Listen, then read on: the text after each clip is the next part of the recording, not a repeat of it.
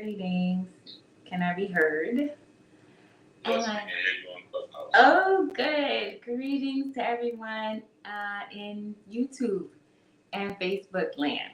Okay. All right. So now in Clubhouse, it is the On Life Global Ministries house, and we are in the lounge.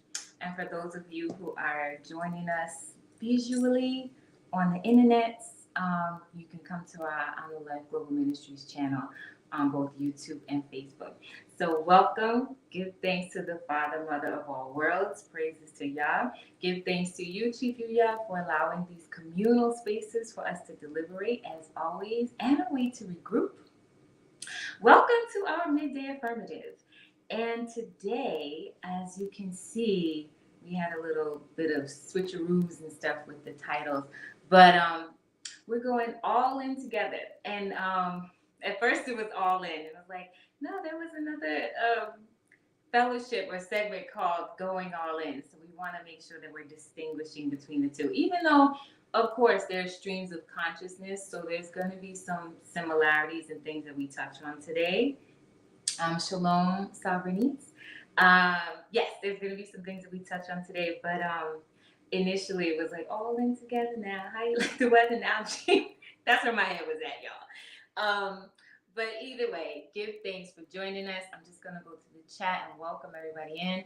Welcome Abayada Ram, Cruz Perez. Welcome Imanaya. Peace to you on Clubhouse and on the YouTube. Peace Sovereignities. Peace Akuya Bisa. Ima Akuya Bisa.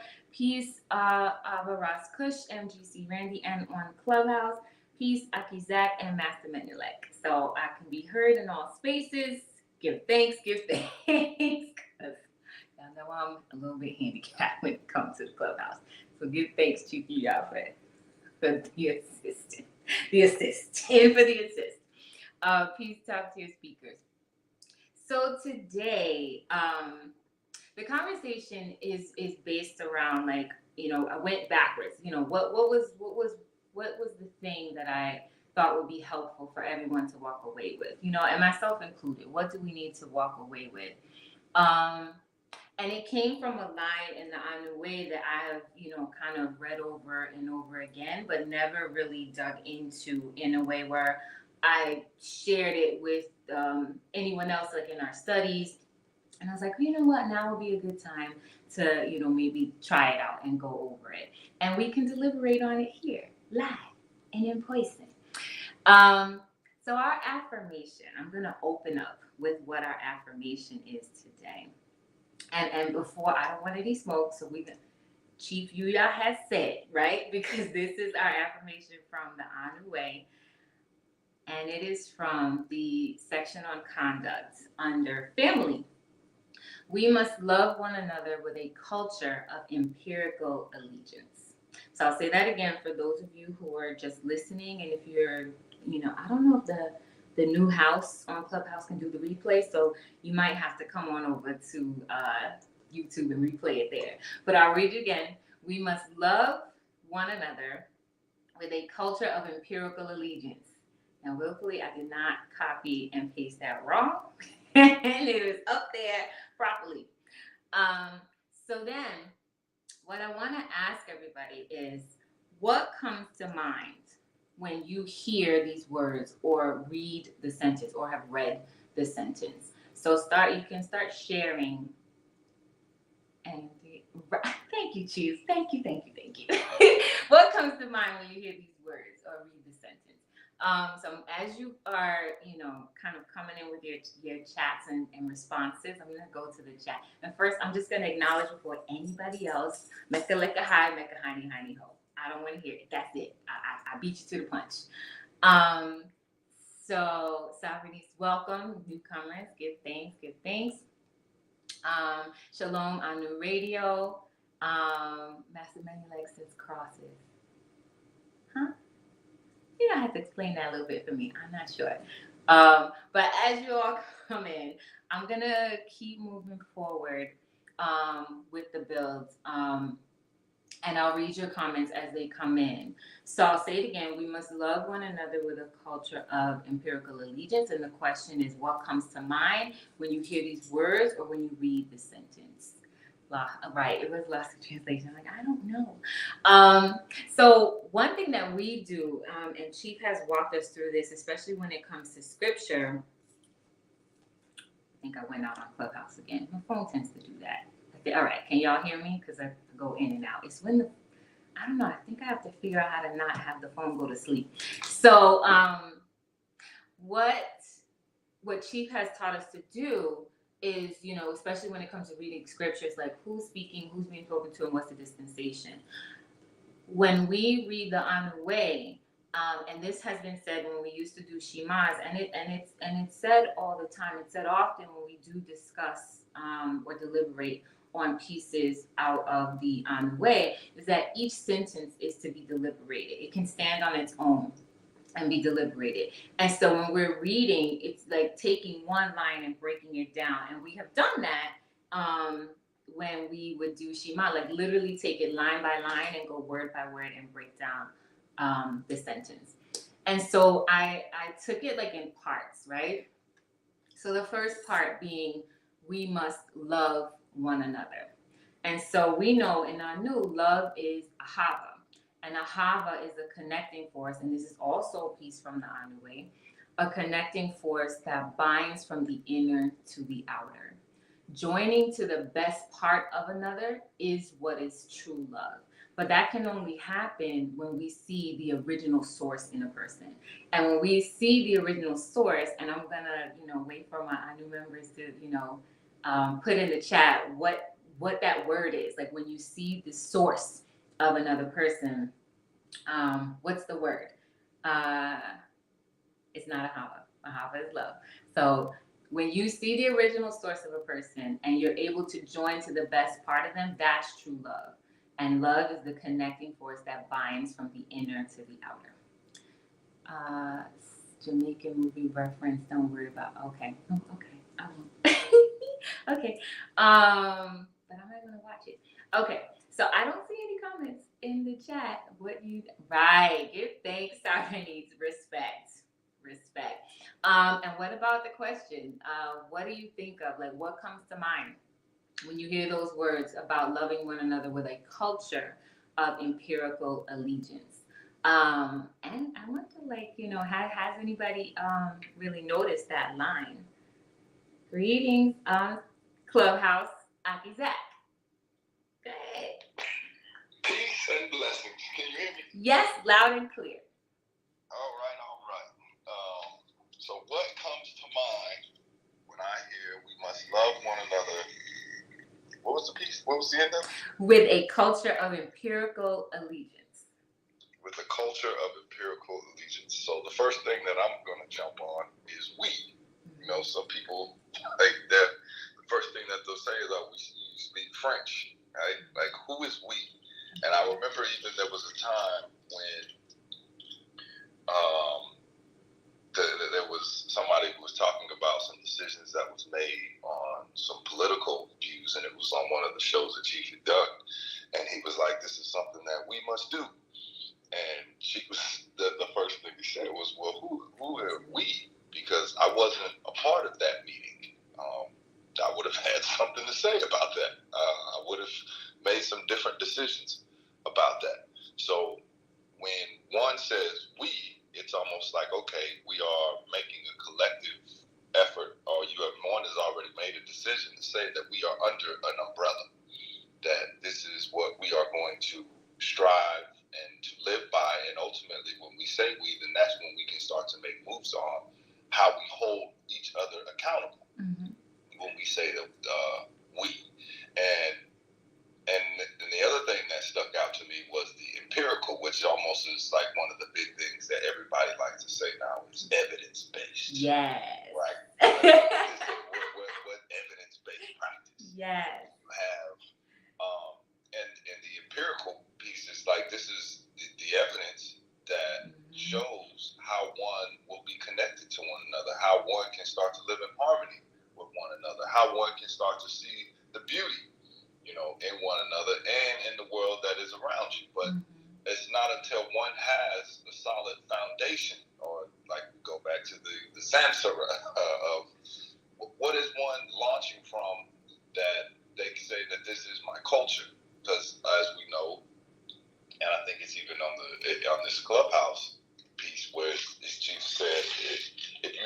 choose a culture, one will be chosen for you. And it becomes very dangerous when one hasn't done or made any decisions. Then how do you know when somebody is infringing upon something that you did not say? And this is why some people just be feeling so heavy sometimes, or some feel like they have been disrespected, or somebody not even has been disrespected because they haven't made any of these decisions for themselves, haven't looked at it for themselves, haven't done anything, or sat around somebody who they can say, oh, I don't understand this. Can you break this down a little more?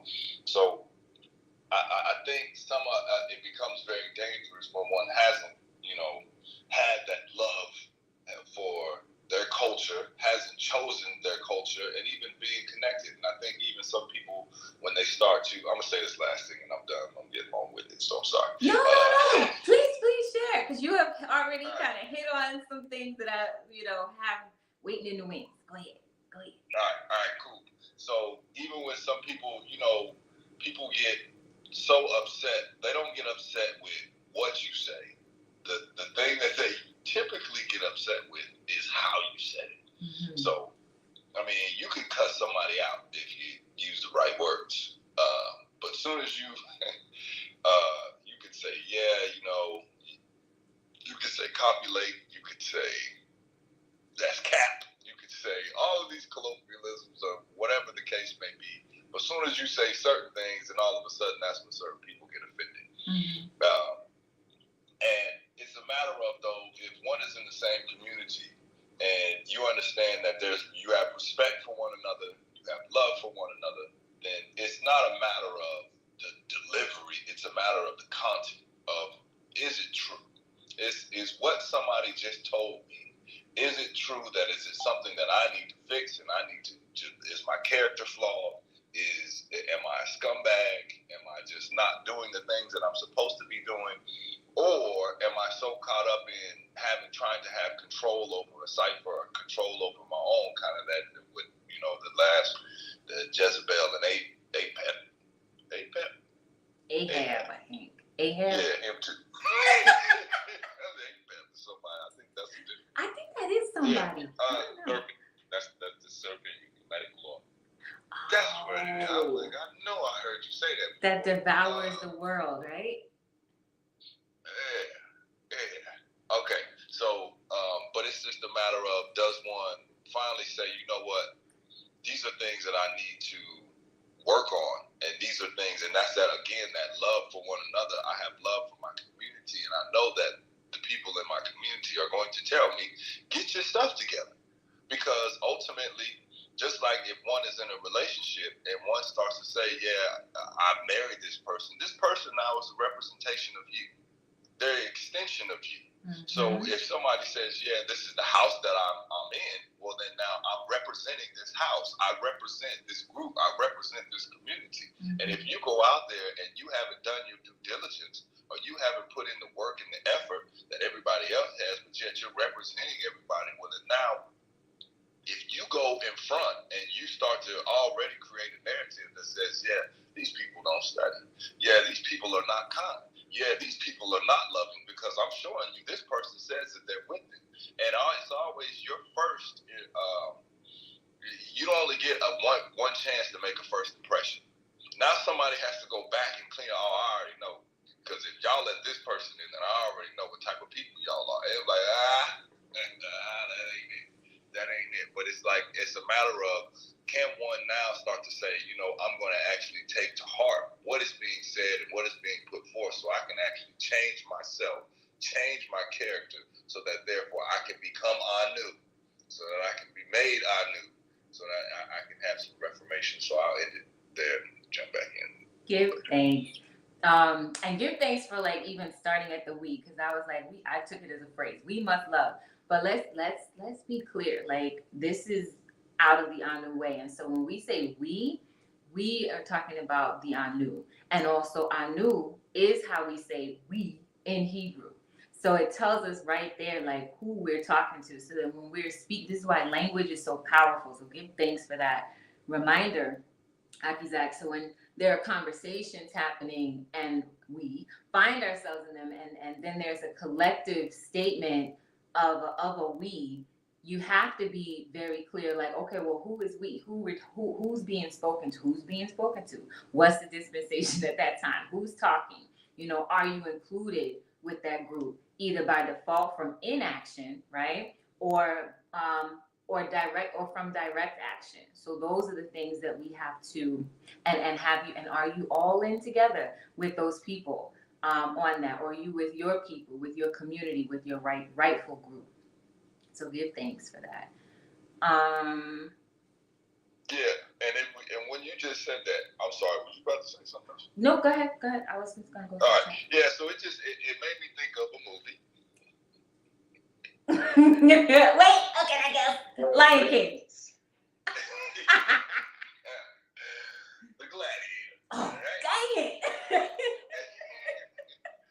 And in the Gladiator, it was one of the things that before they went out, Marcus Aurelius, he would always say, I don't know what's on the other side of this gate, but if we stick together, we have a chance to come out. And it was a matter of, can you listen now to somebody who knows formation? Can you listen now to somebody who has been through war? Can you listen now to somebody who has already have scars and wounds? And I went through all of this to now show you the formation. Or what we say I knew was about reformation. I'm going to show you how to put this together so we can walk out of here alive, right? And you got some that'll say, I don't need the group because the greatest self-preservation is group preservation. And the stronger the group starts to exist and lock arms and say, we're going to do this together, then the more that you can fight the opposition. But then you got some that'll say, you know what? When in doubt, or when we start to see in the midst of adversity or in the midst of things are not going right, I'm going to step away from the group because I feel like I can survive better on my own. And those are the ones that get picked off first. So it's a matter of, though, can you listen? There's somebody that is always further along the path that will start to say, you know what, I'm telling you certain things that you should look out for. The whole thing is not to make the same mistake, to make a new mistake. But so many people want to keep repeating the same mistakes because they just don't want to listen to somebody who's further along the path. Or I feel like I should be the leader. Or who is chief to be anybody that's in my household or my relationship. He ain't the smartest person. He ain't the biggest person. He ain't read more. He ain't do all of this. So now all of a sudden my ego gets involved. And now my ego gets involved. And now all of a sudden everything starts falling and crashing around me because I don't want to be a part of the group. Right. Because I just don't want to listen and take heed to what somebody else is saying who is further along the path. Because now there really is no love there. There really is no connection. The only person that I'm really connected to is myself. Or that spirit, that Jezebel spirit that says, you know what, I'm looking to destroy this. I'm not looking to lock arms. I'm not looking to actually team up. I'm just looking to do my own thing. Yeah. So, yeah, that just made me, when you said that, that made me think of that whole piece of that. No control, no self-control, but what's control? Did I say that right? Or what's control but has no self-control?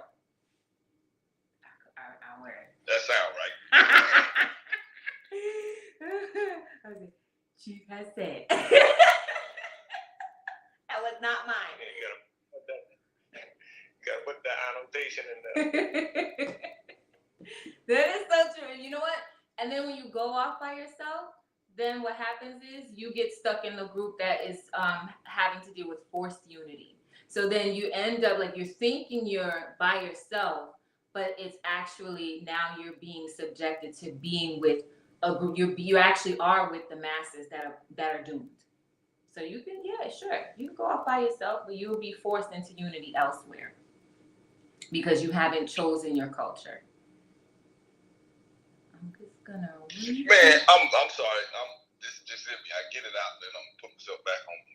So now it's like it's even like monkey time faster. I don't know if y'all ever seen that movie South Central, right? And in South Central, it was one of the dudes. He was a crackhead. OG Bobby Johnson. Yeah.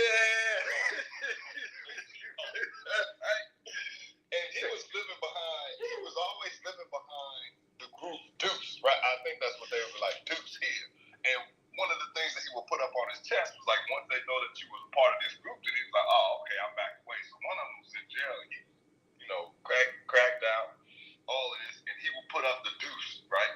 But again, he knew that because he was a part of the group, he would be backed by the group, but nonetheless wasn't adhering to what the group standards were. So now he was putting the group in a problem or problematic situation because they always had to bail him out because he was doing things he should not have been doing. So now it's in a matter of, can you look at yourself and say, am I using the resources of the group because the group now can bring me some power and prestige or bail me out of problematic situations, yet I'm still living a problematic life that is putting everybody else in danger. That now everybody else has to come around and circle and say, oh no, this person is with this group, we're going to protect this person. But meanwhile, you still are doing things that you have no business doing. Yeah. That you're not even thinking about the dangers that you're putting everybody else in because of your problematic behavior. So now it goes back to, is there love? Is there connection? Is there a we? Or is it just, there's no I in team, but there is an M and an E. And you want to use all of these slick little sayings to make sure that you get all of your needs met, but not looking for or give a dang about the rest of the group and how you're putting the rest of the group in a problematic situation. Yeah. Sure. And you know what's also further down after the text, because this actually comes from family, and again, it's within the entire section of conduct. It talks about unacceptable behavioral patterns that have been prolonged and how that puts the group at risk. And so there's things that have to take place. Like if you're going to put the entire community at risk, then maybe, there's this is not the space for you. And so we have to really come to that, decision on whether you're putting the community in harm's way, because even just physically, geographically, you could even say we're already behind enemy lines, right? So there is a way where we have to be smart about our movements. And if you're going to be in a place where you're not being smart and it affects everyone else, it's like you have to take a step back and deliberate on what to do with you. Right. Peace, everyone. Peace. I was trying to jump in, but George flowing. I was like, I don't it's like double dutch, all in together. I'm just doing the two-step waiting for my chance. But peace, everyone. In terms of the question, when I heard the term empirical, I didn't start at the we either, but that's super important. Who are we? But the empirical part, it made me think of trust. The word trust came to mind because when you think about empirical research, it's something that's been tried and proven. And Chief has always taught us that trust is behavior that you've observed over time, right? So if I've observed this behavior in you over time, then I know that, or at least patterns of behavior, if I've observed this over time, then I can trust you to do that. I can't remember exactly which segment it was, but he had used examples of I trust wasps, I trust bees, I trust snakes, I trust the devil or devils. I trust that if I get into their space in a way that is threatening or just not needing to be there, I trust that the bee will sting me if I'm hitting the hive, or I trust that a wasp will sting me if I'm getting too close, or a snake will bite me. I can trust based off of their observed patterns. Right. But like Aki Zak was saying, you can't claim Deuce if you ain't living like Deuce, and expect Deuce to come in and bail you out saying this is one of our own, because you're not moving like one of our own. I don't trust you to be Deuce. This is why you have initiation rites. You got to prove that you were really down with this life. Yeah. And some people could still fold even after initiation.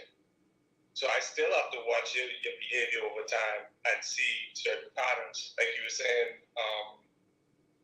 if you have certain unacceptable patterns over time, then I can only trust you to do that now. That which means I can't trust you to keep your vows. I can't trust you to move a certain way in the space. So we got to address that. Are you in here or are you out there? And if you're in here, then shape up. But if you want to back off and use these slick statements to say, well, my behavior is excusable and you should excuse it because of this, this, and this, then like Akizaka would often say, I gotta quote who I hear it from. I don't know. You got me, got me skeptical, brother, because the patterns of behavior. I don't know if it came straight from you, but excuses sound best to those who make them, right? I've often heard that's his. Yeah, you get that. Okay, cool.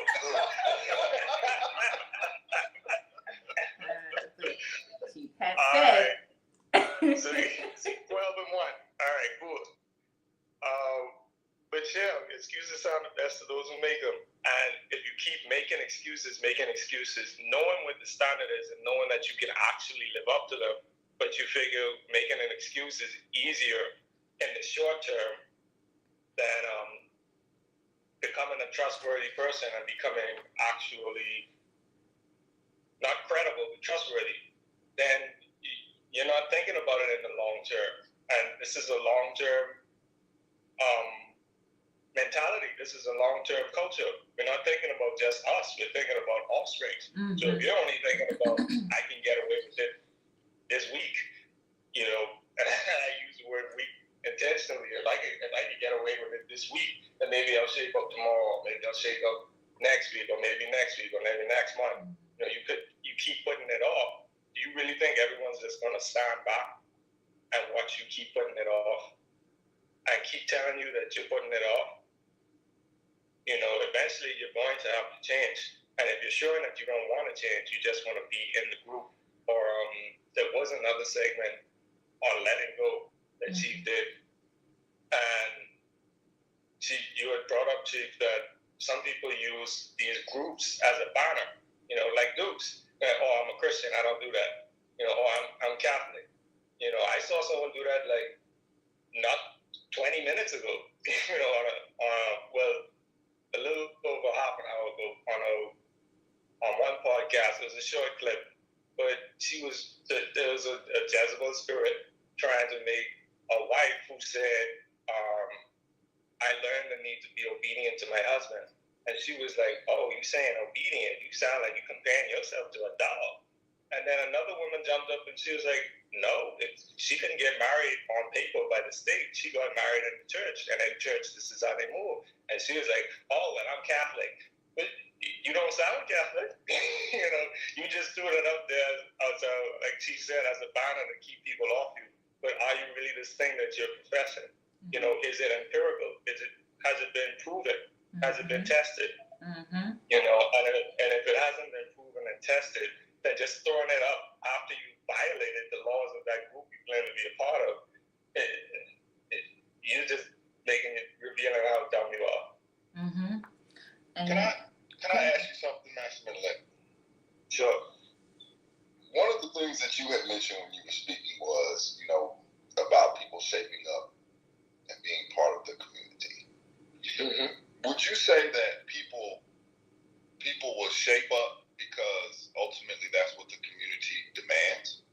Or would you say that they would keep doing what they're doing as long as they feel like they're getting away with it and not really saying that, I'm going to get this under my own volition, but ultimately somebody has to tell them continuously to get your sugar honey iced tea together? Which one would you say?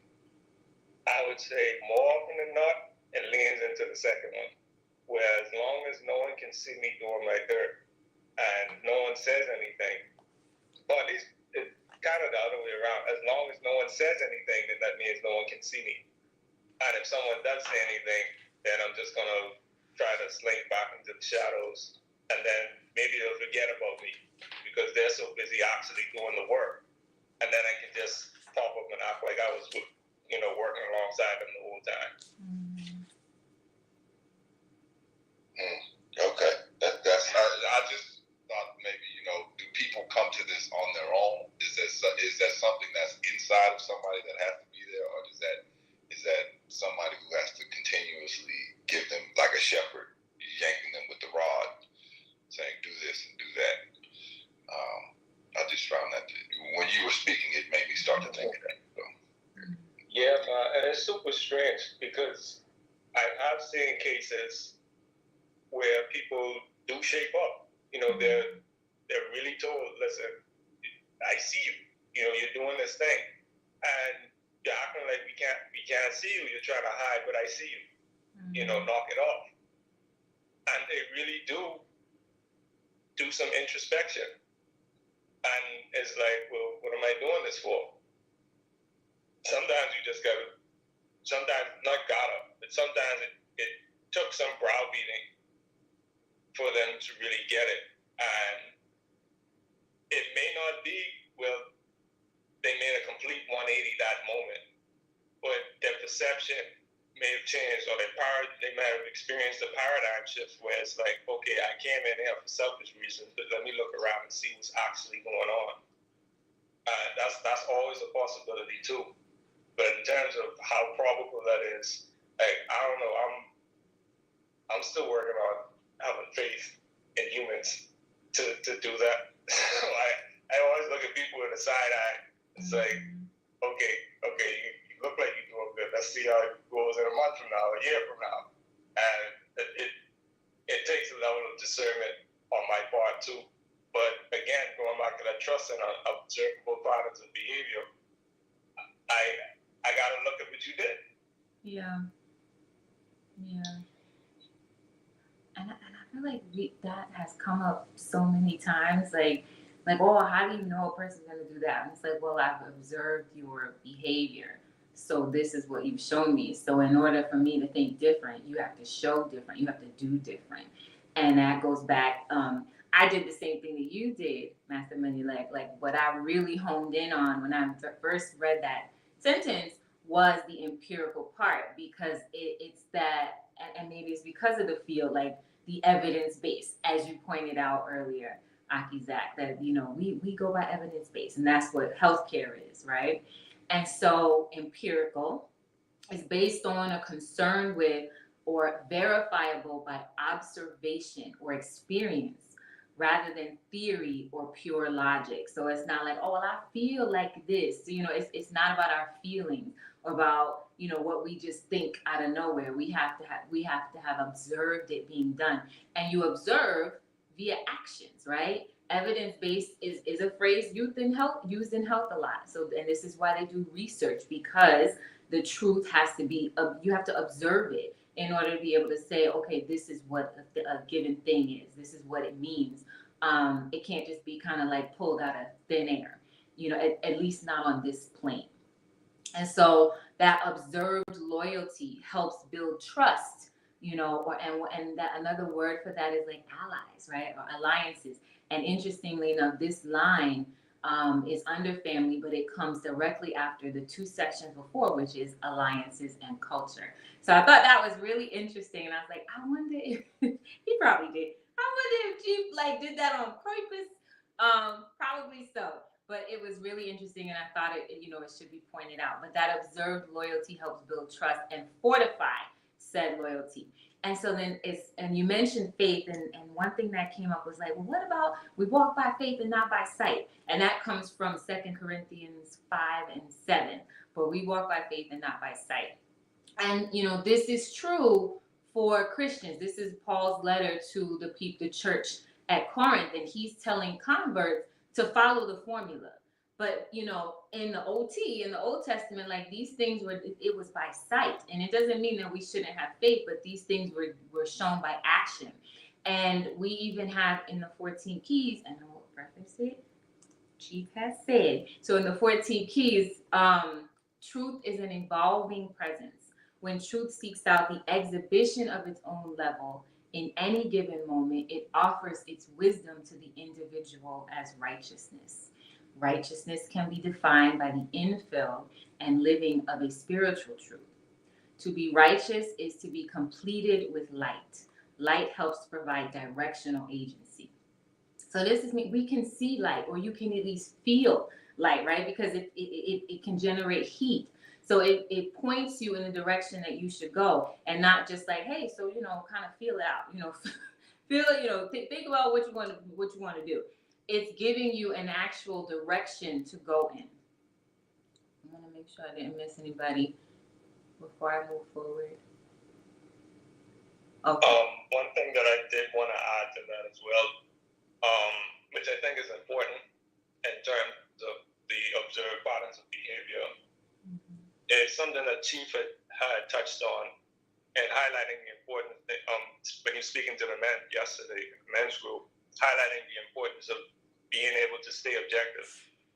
Being able to remain objective is key, because if you're dealing with testing, or if you're dealing with any type of research, empirical research, then you have to make sure that you're not infusing your biases into the research, or into the the criteria or the procedures that you're going through. Yeah. Like, I want to prove that someone is a liar, so I'm going to ask them to answer an impossible question, and if they get it wrong, then they're a liar. Or I want to prove that someone is a witch, so I'm going to dunk them in the water, and if they drown, then they're human. But if they float, then they're a witch. Like, who can win that? So witch trial. Right, witch trials. So you don't want to go on a witch trial, but you do want to observe their patterns of behavior. Meaning, with patterns, you got to watch it over time, and not try to be like, I got you. It's like, well, what did you get? Like Chief did in Deliverance. Like, you may catch them like dead to rights, doing some foul stuff, but they could have wronged you like 74 times before you really said anything, and you only remember 13. So what do you do with the 13? And are you going to constantly be running behind people when there's actual people who need when there's people who actually need their help and who are actually striving to stand upright? I'm like, that's my perception of one of the key tools that a Jegna has to have. In terms of being able to do both, you can observe everyone's behavior objectively, so that it's not, well, I'm watching these people over here because they need help, and I don't want to watch these people over here because they're troublemakers. It's like, nah, I got to see everything objectively for what it is, and call it what it is, and deal with it appropriately. Like, that's the skill in and of itself. But I just wanted to add that objectiveness piece in there as well. Good, thanks. Does that objectiveness, though, change over time? And what I mean by that, I'm flowing from what Achoti Yaffe says, so if I'm misquoting you, then please. But you said it came out of the New Testament of walking by faith and not by sight, but then went back to the Old Testament and was speaking about, that wasn't necessarily the case. Is that what you said, or am I just making that up? No. What I was saying was, like, it's a formula.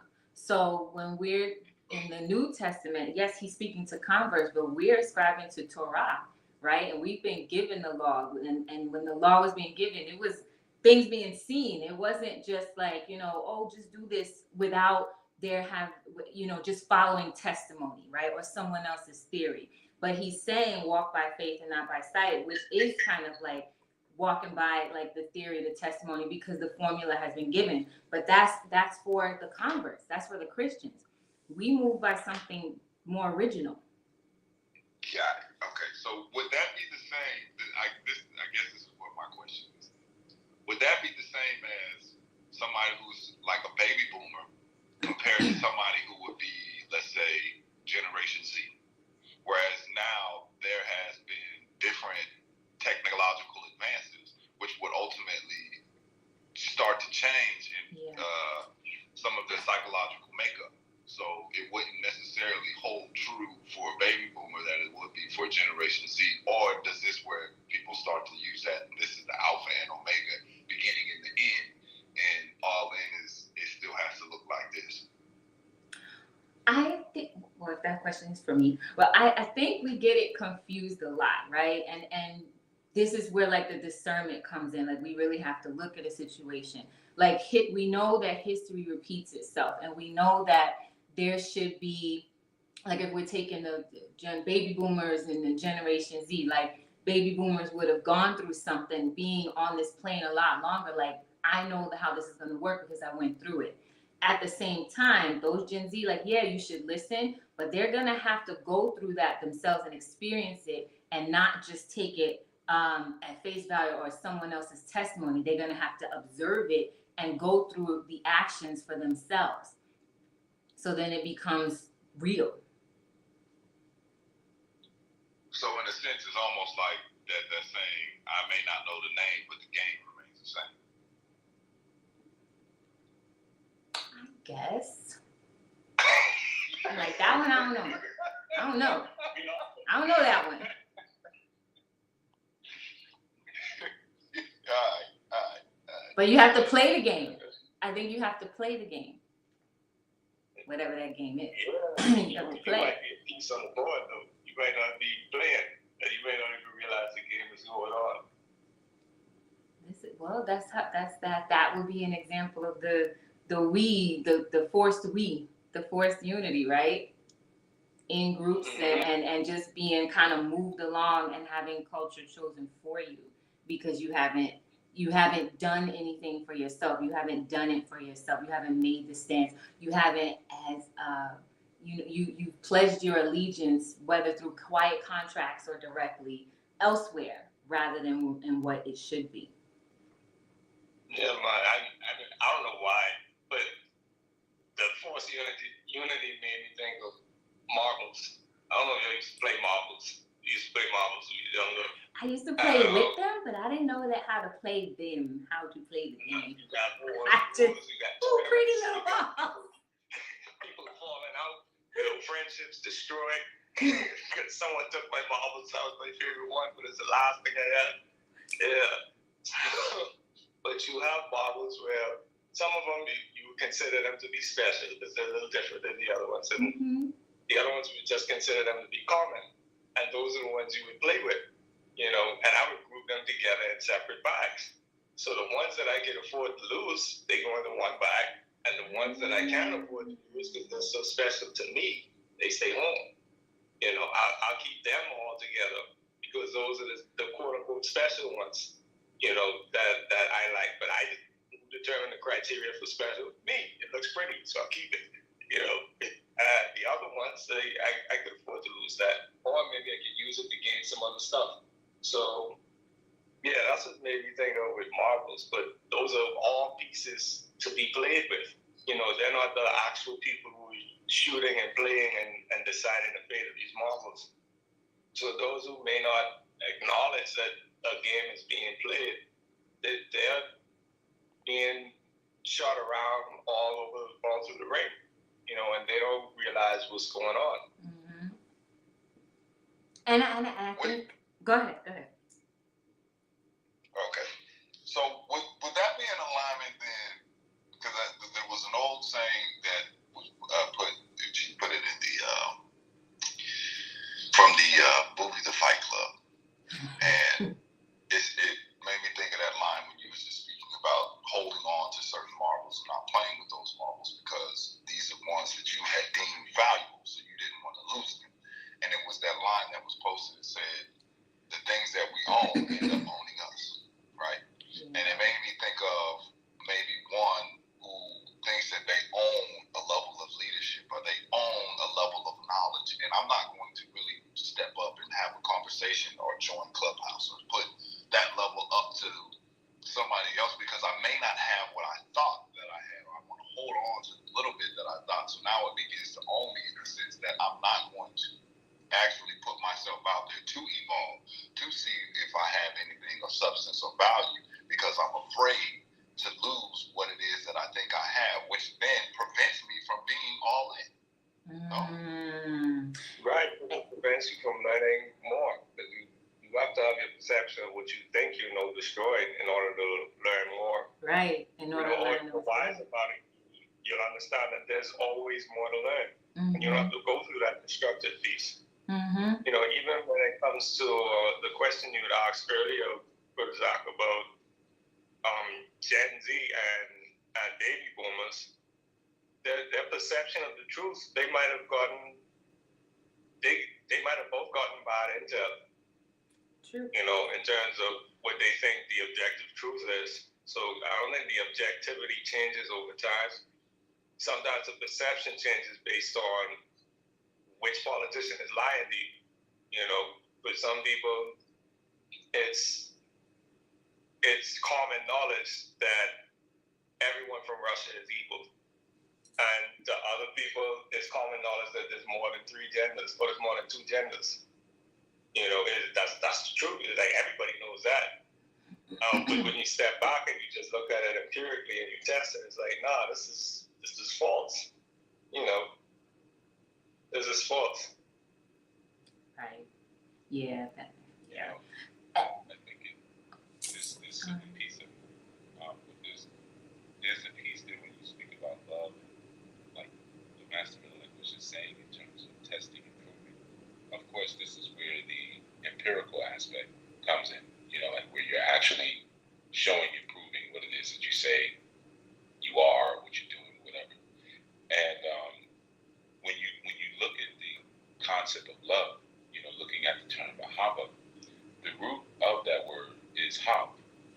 And though hav would seem like it would imply having, like, if you look at it in the English, like, to have something. But it's actually the exact opposite. Hav means to give. So the way you prove love is through action. Like love, like we may denote it as a feeling. We may see it as a feeling, but it's a feeling that always impels action every time. That's why like you have for Elohim so loved the world that he gave his only begotten son. Right? So as soon as we see this love, then there's going to be an action that's going to follow that love. And that's how we prove that there is love. Because the essence of love is to give. Whereas a lot of times, and what the brothers are describing is like a person who selfishly comes into an environment and only seeks to receive. They only seek to take. So that really is the opposite of love. So we could almost say that's hate. Because as love is an expansive, I'm giving, it's an expansive force. And what am I giving? Well, it's the Aleph in the beginning. The Aleph is what? The Aleph is the Creator, the Most High, the Spirit.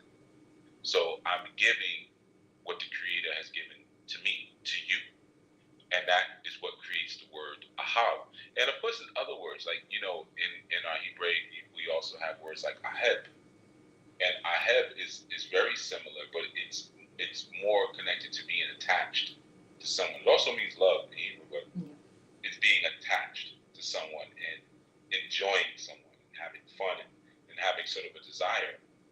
And then you have like chabab.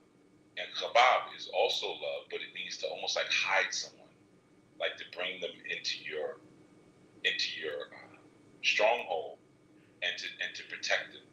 That's another form of love. And then you have chashak. And chashak is similar to ahab, but it's dealing with this concept of like time. So it's the love where you're also spending time with another person, right? But you notice with all of them, there's some sort of obligatory action that's associated with the concept of love, and love is proven in that sense through those different actions, And I think that's one of the greatest ways. Sometimes again, if you look at like season 1, Chief, your podcast, first segment I did is what are you building?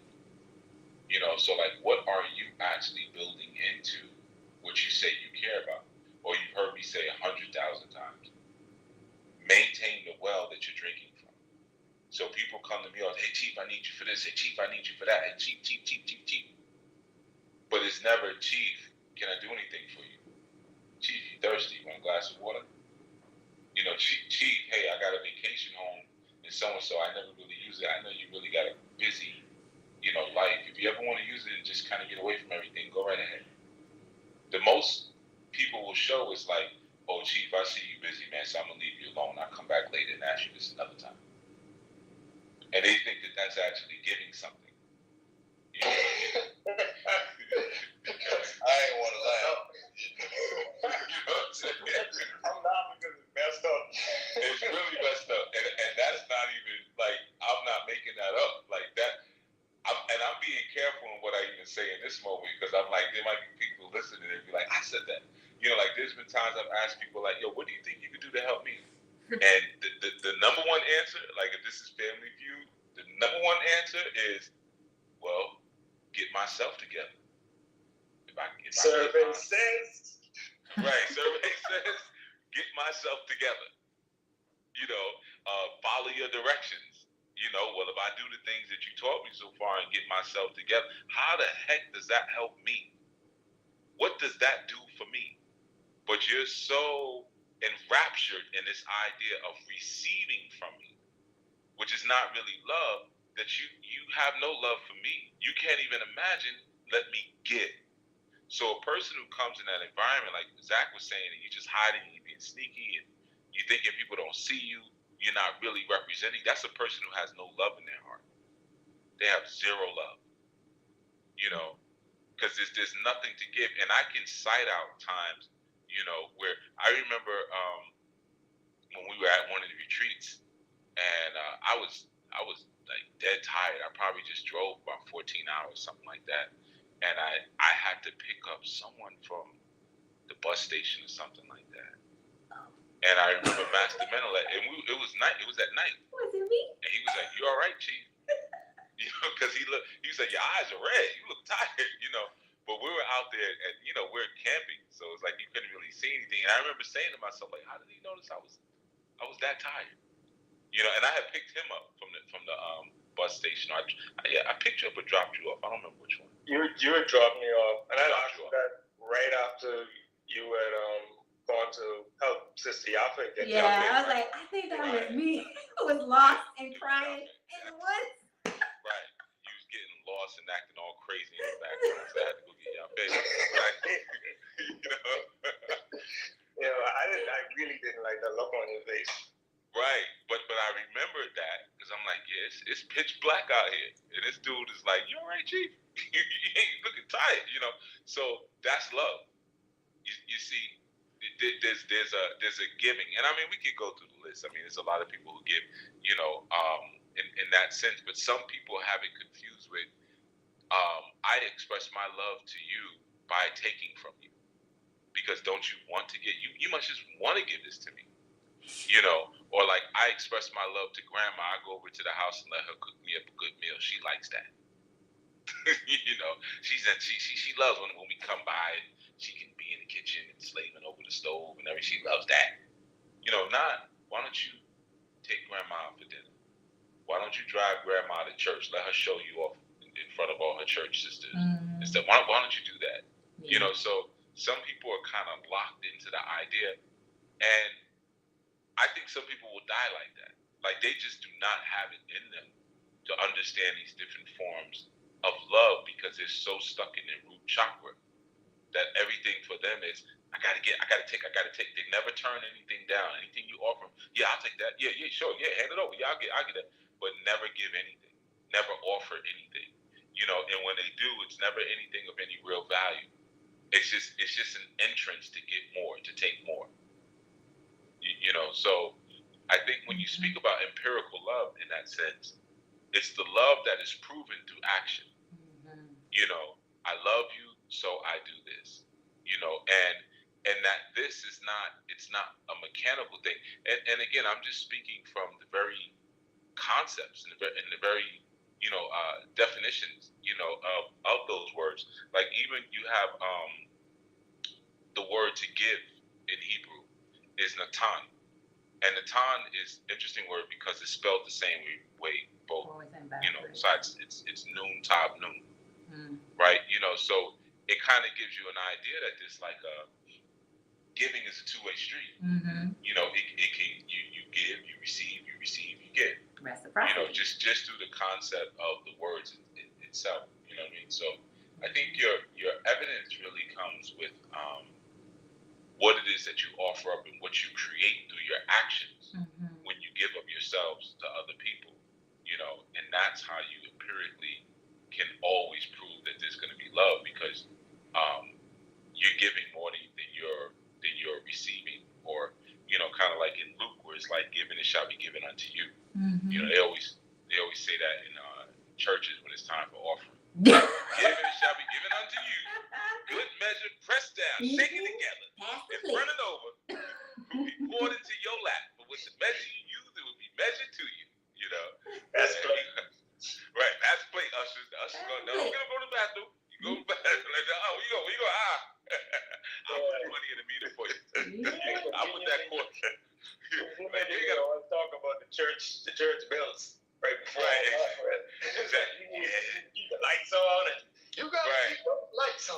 And you got that.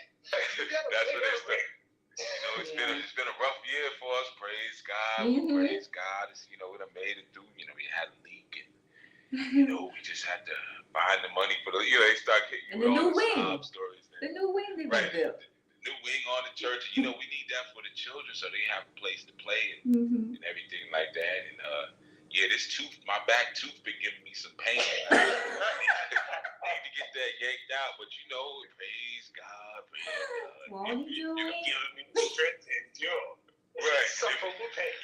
And meanwhile, the choir's doing their little humming. The organist. Right. Get that money. You know, meanwhile, they putting chains on the door. So, you know, Mr. Clark, chains on the door. So that's what I'm saying. You know, that concept of love is so infused with action. You know, and when there's no action, or like that second greatest commandment that we were given, love one another.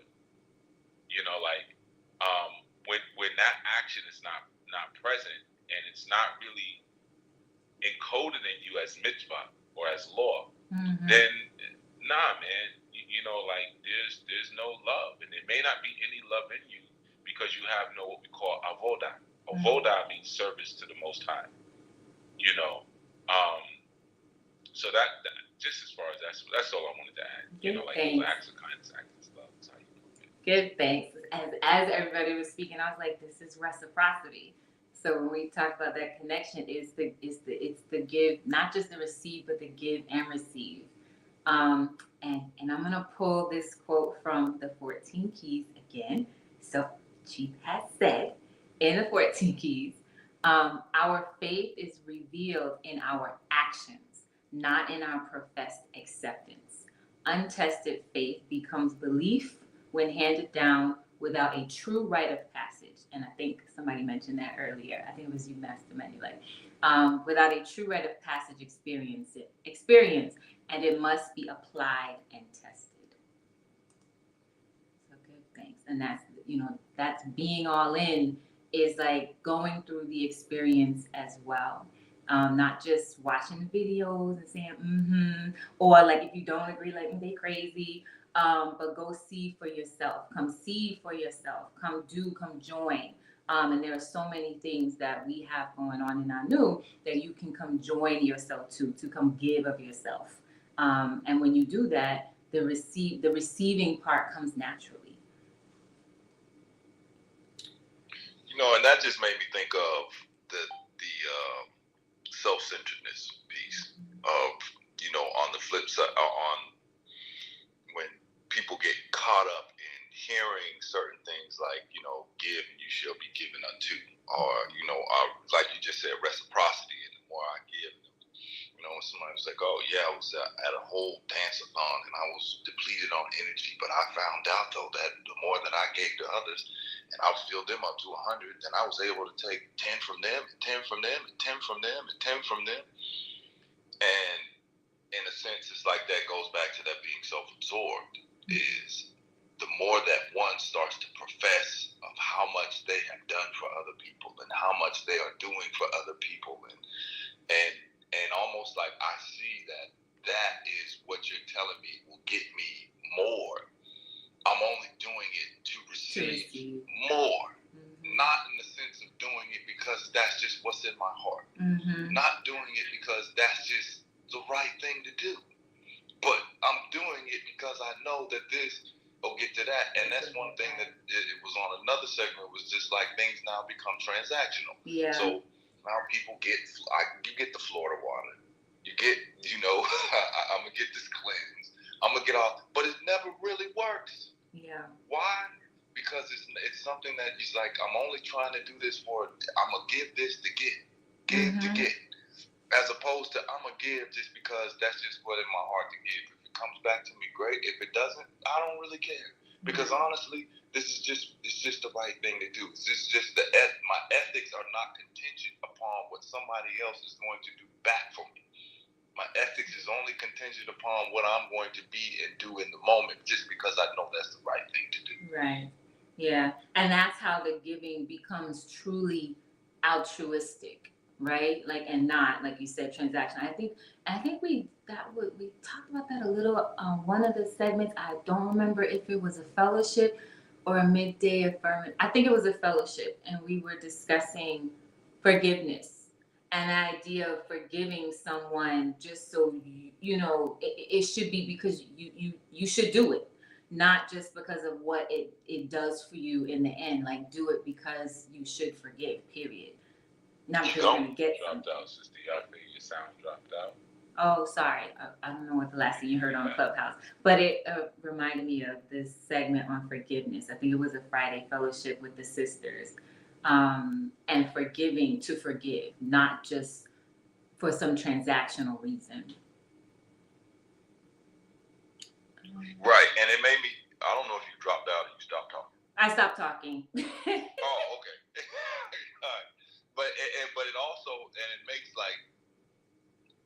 it makes it so important that you have to consume the whole meal, as opposed to listening to pieces and parts and then all of a sudden becoming a victim.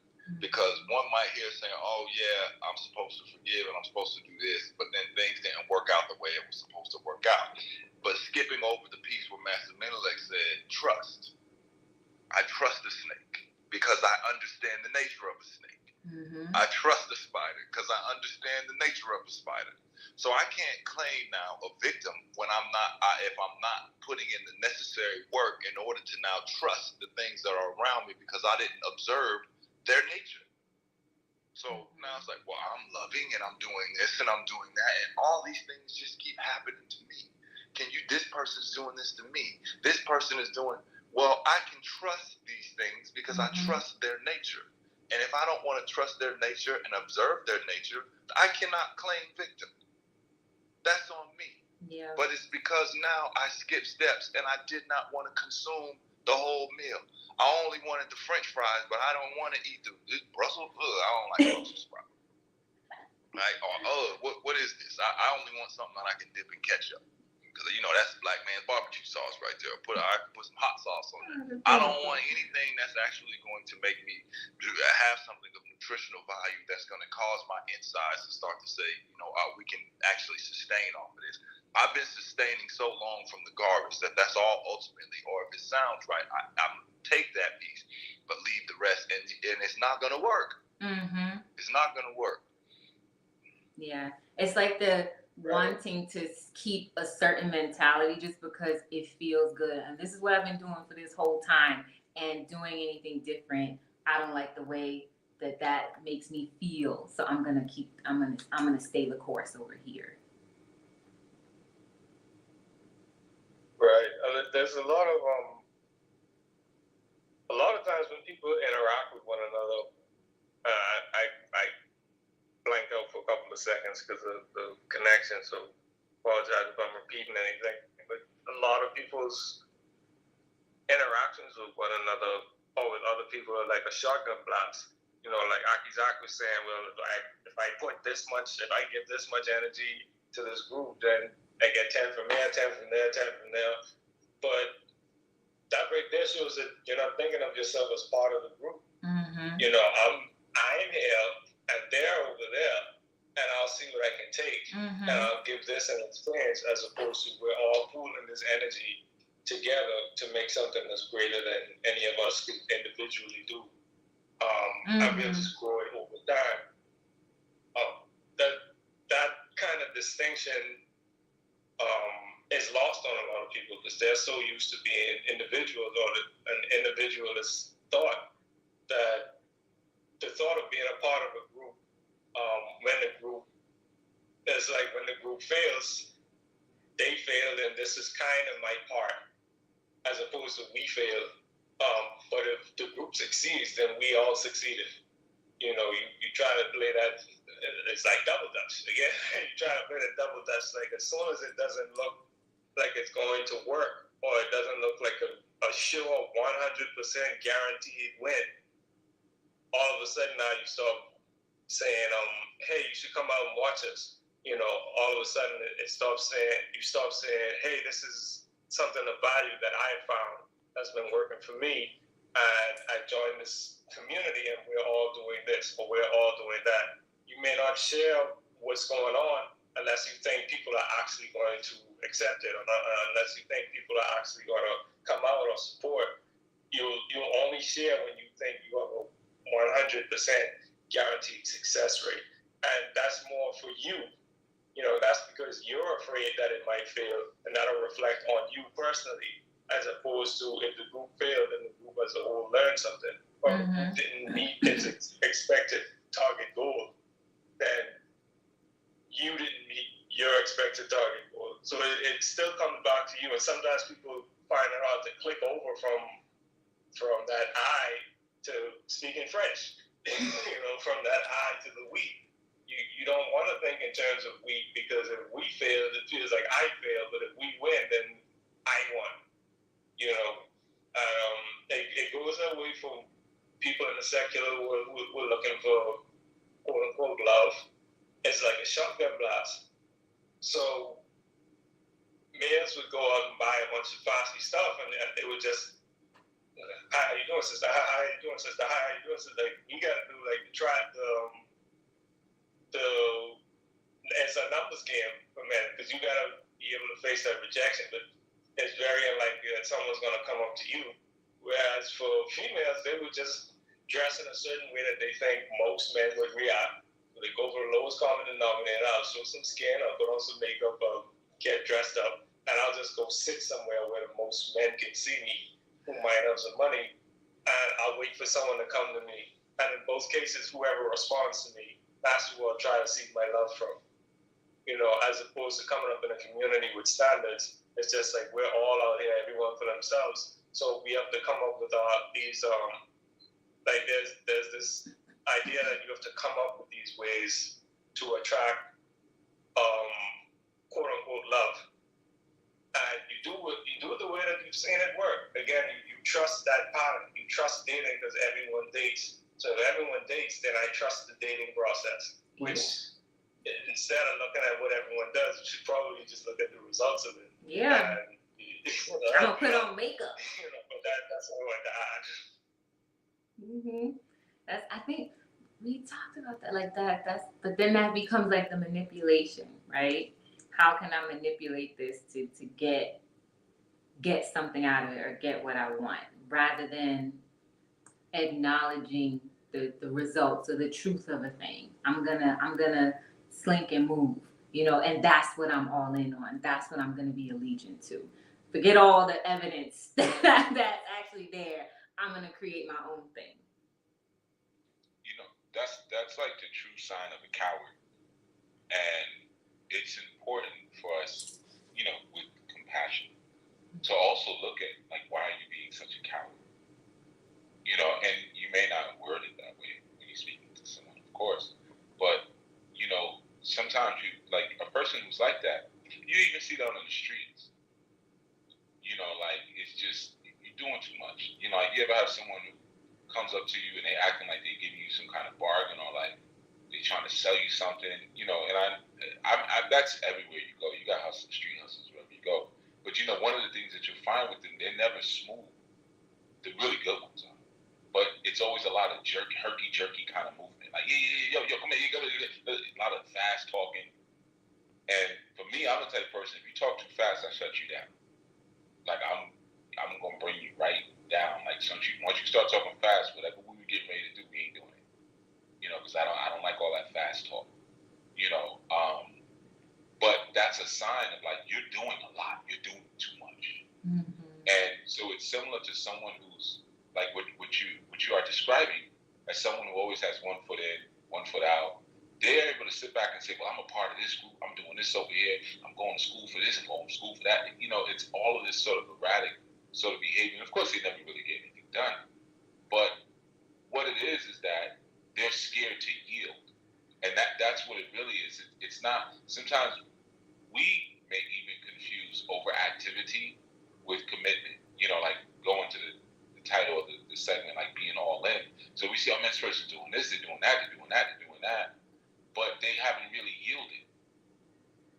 I can tell you, as someone, like, for years I was a musician inside of the church, right? And coming up with other musicians, there were a lot of guys and some females too, who were just committed to the music.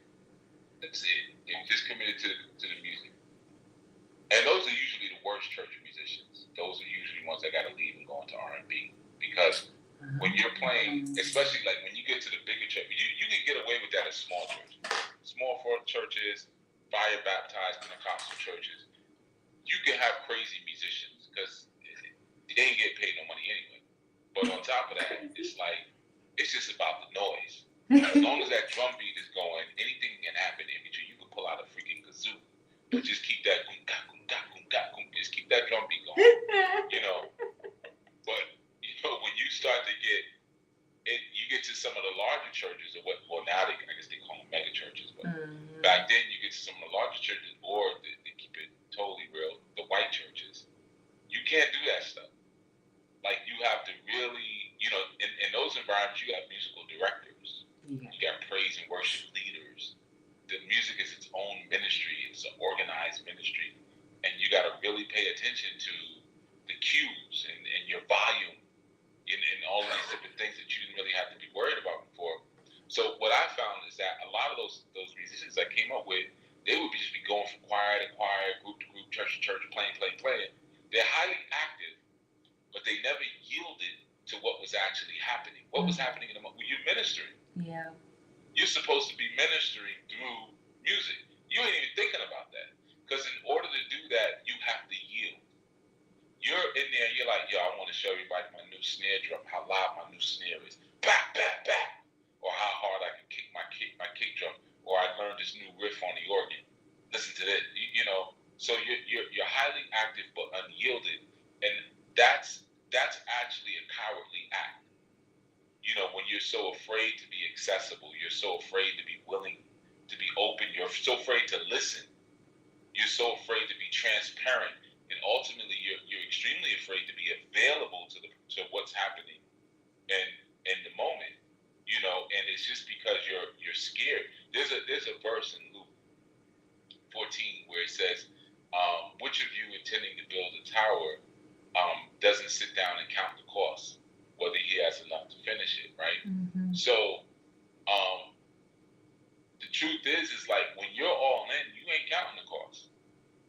You're like, yo, whatever it is, I'm here. I'm here for it. Whatever it is, I don't know where this is going, where it's going to take me, but I'm so yielded to this process that I'm willing to go to war at any cost. You see, I'm all in that sense. You know, I'm willing to witness at any cost. Same verse where it talks about salt. You know, salt is good, but if salt has lost its flavor, how shall it be seasoned? It is neither fit for lamb or the nor the dunghill. But men throw salt; they throw it out. So he who has ears to hear, let him hear. Right. So it's like, yeah, salt is good. Yeah, you showed up. Thank you. But if you don't have your flavor, if you're not fully what you're supposed to be, you're only good to be put on that SHIT pile. That's the dunghill. Just throw them out with the rest of the crap. You know, because salt is a healer. You can use salt to heal things. Salt preserves things. Of course, salt provides flavor, but you're supposed to preserve the truth by living that truth. And you're supposed to have that flavor is excitement. It's like, I'm excited about what I'm giving. I'm excited about this gift that I've been given to heal. I'm excited. That's that zest, that flavor. Like, yeah, man, we're doing this and we're all in. And I'm consistently applying all of this to my life. But when you are around and you're not fully committed, you are only showing that you are a coward. And as we were told in Roots by the Katunga, you know, a fearful person is a dangerous person. They're dangerous to their family and their village. You know, so anybody who's around a community like this and they're not all in, they're actually a danger to that community because they refuse to yield to the process of the spiritual discipline. You see, they coming in with their own agenda, and 10 times out of 10, that agenda is always based on them being afraid. It's not based on, I'm smarter than the people here and I have all this tremendous confidence and I'm going to get a little bit of this and I'm making my own. They'll tell you that.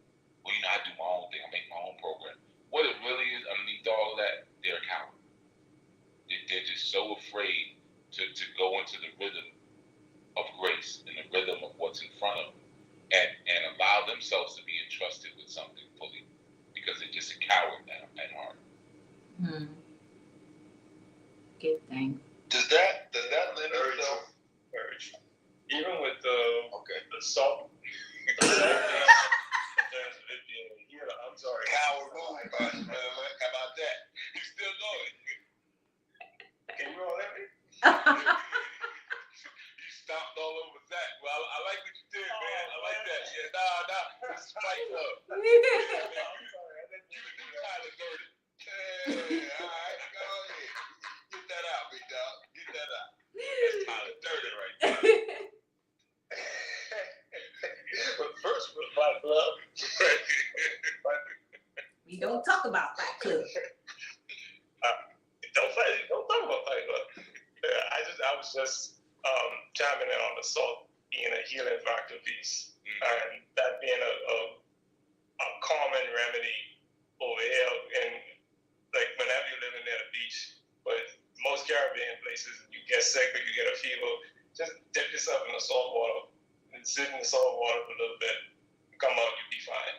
You know, whatever's inside you is gonna come out. Whatever mucus or blockage is gonna come out. That's all I wanted to say before I accidentally punched Doc in the face. I love it. This is the type of movement I love. Dude. Instigation. Dudes. Nah, but what when you were speaking, it made me think of a question, really. That does that mentality start to manifest itself from PTSD? And when one, doesn't have the ability to be in the flow, or always like wanting to have control over certain environments, does that lend itself to one maybe not wanting to go back to something that this has happened before, or and now almost having like an orphan mentality of, I got to get mine now, because if I don't get mine, or if I don't control this environment or this cipher, then this is going to happen, and ultimately, the body, like I think the book, The Body Keeps the Score, I don't want to feel that pain anymore. So in order for me not to feel that pain anymore, then ultimately now I have to be in control. And I can control that through being a victim. I can control that through, trying to be quote unquote nice, or trying to bring quote unquote salt or flavor. But nonetheless, it still helps me be in control over what I want at that particular moment. I wouldn't necessarily say it would be that, because when you're dealing with PTSD, you're dealing with someone who's shell-shocked, so they can commit to something, but they may have a hypersensitivity to certain things inside of that space. They may not be as functional in that space because of just, like short-term memory loss, things like that, dizziness and all those things that come from having PTSD, which, when I could say the psychological or the psychiatry industry was in a more primitive space in the West, yes, it was classified as cowardice before they really understood what shell shock was. They would classify soldiers as just being emotionally weak or being cowards, and they would dismiss them, from their posts and just be like, yeah, you can't take it. You couldn't take it. And even when some people were going AWOL, they were bringing them back, putting them in jail, and not understanding like, yeah, there was something deeper going on. So shell shock is a little bit different. Some people, man, they're cowards at heart. You know what I mean? And that's different than you with PTSD. You might have completely committed yourself to something, and you still want to commit yourself, but you're having these involuntary sort of reactions to certain experiences. That's not the same as somebody coming in and saying, I'm going to join 6 different organizations. Because in their mind, they're thinking they're out slicking you, which a coward typically is. A coward, you know what I'm saying? Like, you think about situations where cowards are always seeking to talk themselves. Like, you can ask somebody, like, hey, man, why'd you lie about this? oh, I lied because I didn't want you to react like this. That means you're a coward. That's the whole point. You know, you lied because you were afraid of what you would have to confront. You know, so underneath it all, you're a coward. You see? So there's a difference there. You know, again, someone being a part of 5 different things or 3 different things, or just being around and taking and never giving love, you know, but always just receiving and receiving and receiving, because they don't necessarily imagine themselves as being strong enough to have anything on their own. You know, and yeah, we can, like I said, we do need to try to understand it, like, why are you a coward? That is important, you know, but at the same time, we need to also know when you're looking at a coward and not calling it something that it's not. Like, yeah, you're slick and all that, but let's figure out, why are you like that? What the heck are you so afraid of? Or are you just born of weak stock? Maybe that's just what it is. You're just weak. You're just a weakling. And you know, you're a wolf. You're a sheep in wolf's clothing. And we need to take this wolf fur off of you and treat you like the sheep that you are. Then everything will be at peace. There'll be equilibrium. Give thanks for that. That's so a part of this is almost in the culture of creating or manifesting this spirit to exist, where everybody is a winner, and not telling somebody that you have to work for certain things, or you know, it works to be great. You just can't be. You get a trophy because you participated, but ultimately, this is the work that has to go in to become a better person. Yeah, I mean, it's how you earn your place into the winner's circle. And sometimes it's not even the winner's circle. Just how'd you earn your place here? I mean, and then this is a guy thing. Maybe it's a girl thing. I know it's definitely a guy thing. You know, you ever had, like, let's say when we were young, high school, middle school, there might be this one guy who's around. Let's say you got a crew over here, and this whole crew is tough. And this is one guy, and he's around, and you looking at him, you're like, man, this dude's a total cornball. And you can't figure out why they let him around. You don't get it, and you're almost annoyed by it. Like, why is he, you know? Until something happens, something goes down, then maybe it's time for everybody to stand back to back and throw hands. And you see him come alive, and it's like, oh, that's why he's down. Now, he is a cornball.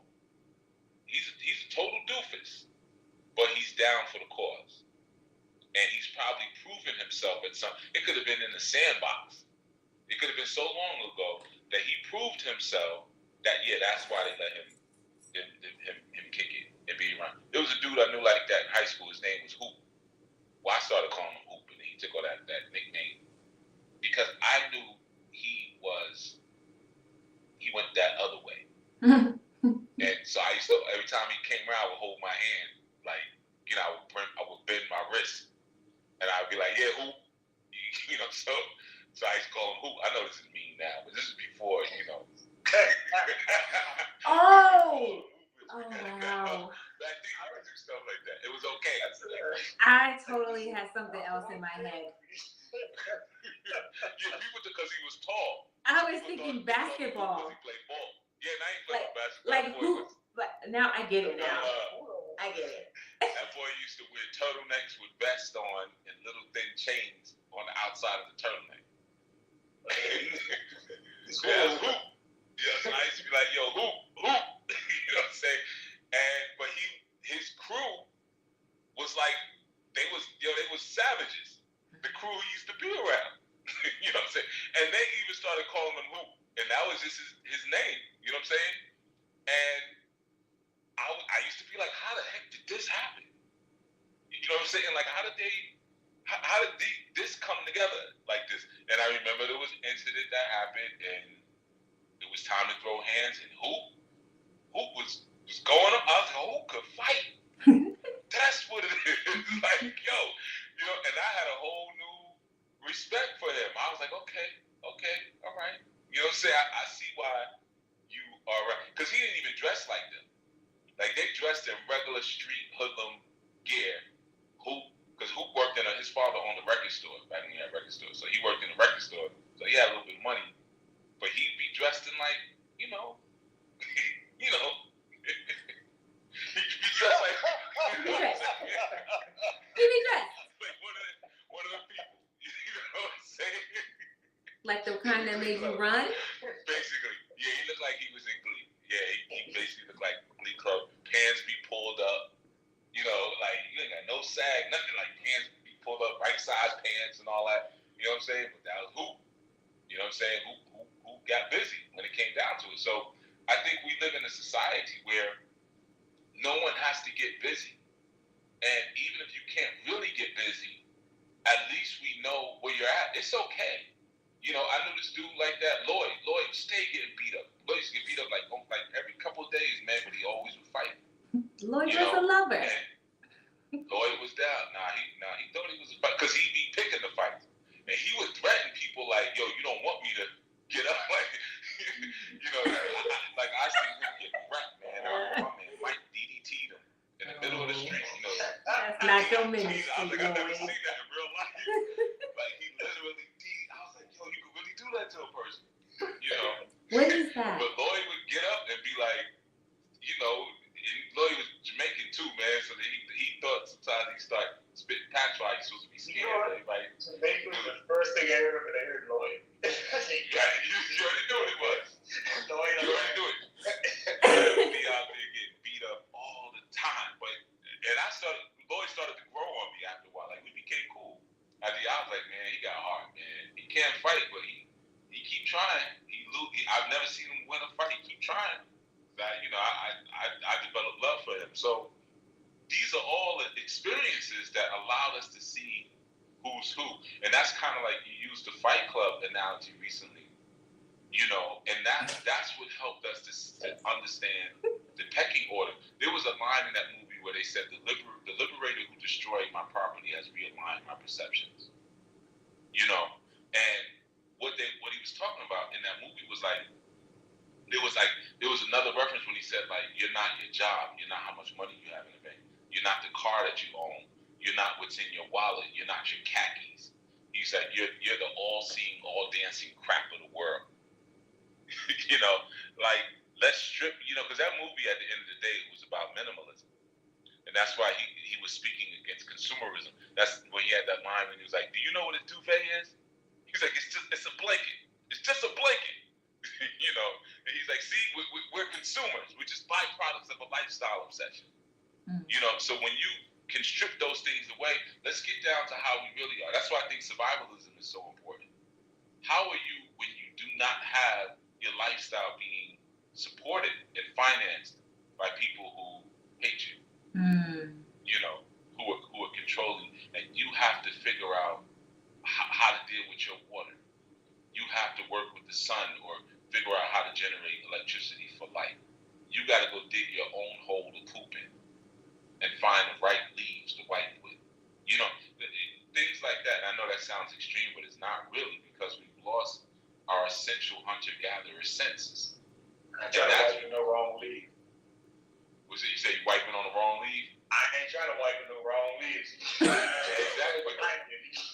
Oh, you find out quick. That's how you learn. You'll find out. My biscuits are burning. Some soft sage. My biscuits are burning. Buy yourself some moss. First thing I'm throwing. Yeah, moss. Man, moss is the cure-all. You can use moss for toilet paper. You can use moss to filter water. You can use moss for insulation if you're building a wood cabin or even a stone house. You can use moss to lay on. You know what I mean? Certain forms of moss you can burn and smoke, and it has antiseptic properties. So if you don't even have access to water to wash with, you can just stand over the smoke or burning moss, and it literally cleans your body, like if you were taking a water shower. Like these things, you know what I'm saying?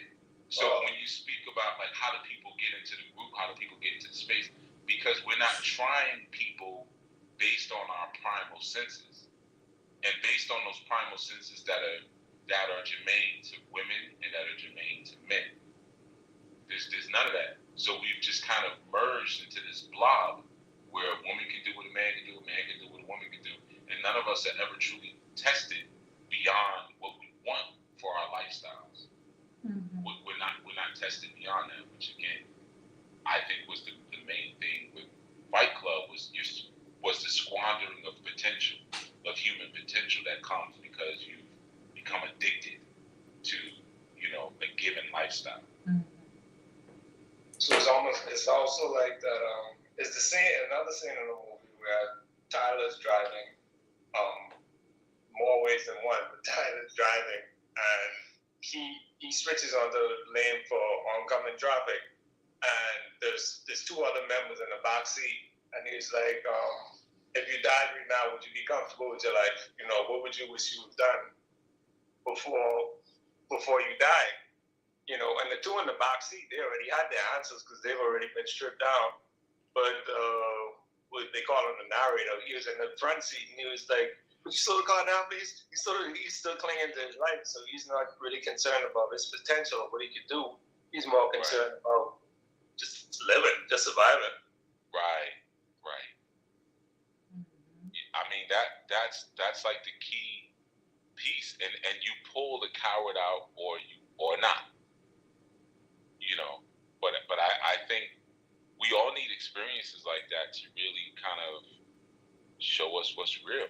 I mean, there was that scene, remember when the bus goes by and it has a Calvin Klein on it, and he's like, "Yo, is that what a real man is supposed to look like?" Mm-hmm. You know what I mean? Like, so it's just, yeah, man. And I'm just going back to to Zach's question on that. We have to understand where these things come from, like cowardice and where the fear comes from, yeah. But at the same time, while we're in the midst of understanding it, we have to survive as a community.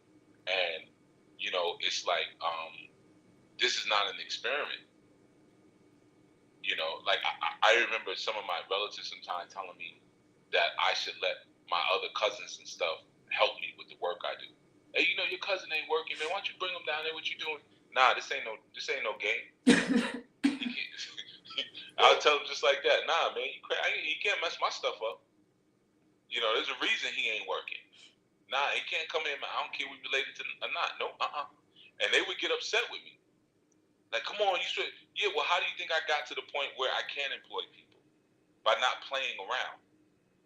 So when we start to understand, like, yeah, you're my cousin, I love you, but you know what? You're a screw up. You can't touch nothing that get your hand, stay away from it. You sometimes you got them family members that's like they what's this button do? They one of them type of people. You know what I'm saying? It's like, nah, man. Fall back, move around with that. You know what I'm saying? So that's the thing, man. Why we're understanding the psychosis that people are dealing with and some of what's happening in terms of emotional development and cognitive development, we also still have to be very real about what's required and necessary for our own survival. And I think that's where we may, and I'm saying we now, because this is sometimes something that I fall into where I allow certain people to be present who shouldn't be present because I'm focused on the healing more so than I'm focused on the functionality. And it's similar to like a master mental that brought this up recently. Like, yes, form follows function. So what is the formation of your structure, and is it functional? It may not be based on what its function is supposed to be. You may form an organization, and you're doing more healing and counseling than you are actually advancing the function and the vision. So your form gets all distorted as a result. Does that get difficult to, separate sometimes? Like, me coming into it, and it's still my perception now, up until you said that healing was one of the functions. Yeah, but you have to, like I always say, Anu is a hospital. Mm-hmm. Well, a hospital is a highly organized structure. Hospitals pull from, they're antiquated. That's the one thing about hospitals. They're very antiquated, but they do what's tried and proven. So, those lights got to get paid. The halls got to be cleaned. Electricity has to stay on. So that's why people say, oh man, hospitals, they turning people away. Yeah, well, figure out how to fix yourself. Sew your own arm back on. Because the bills still have to get paid. You know what I mean? So it's a difficult dance between the two of them. Like, and I knew there's things that get paid for. You know, there's subscriptions that, whether it's the $564 a year for Hootsuite, whether it's the $200 a year for Vimeo, you know, and other things that get paid for, you know, but you don't come in the door hearing and knowing about any of those things. You come in the door like, hey, what's going on with you? How you doing? You know, anything you need help with, right? So there is sort of a retreat it's stuff. difficult. What'd you say? I said retreat stuff. Right, retreat stuff. Oh, yeah, don't worry, we'll give you time. So, No, I meant stuff that's getting paid for. I was adding to the stuff that gets paid for. Yes, the retreat stuff has to be paid for, the food, transportation, things that people don't necessarily count, but a lot of that is also cultural, unfortunately, because when I'm working with different people of different groups, they understand right away.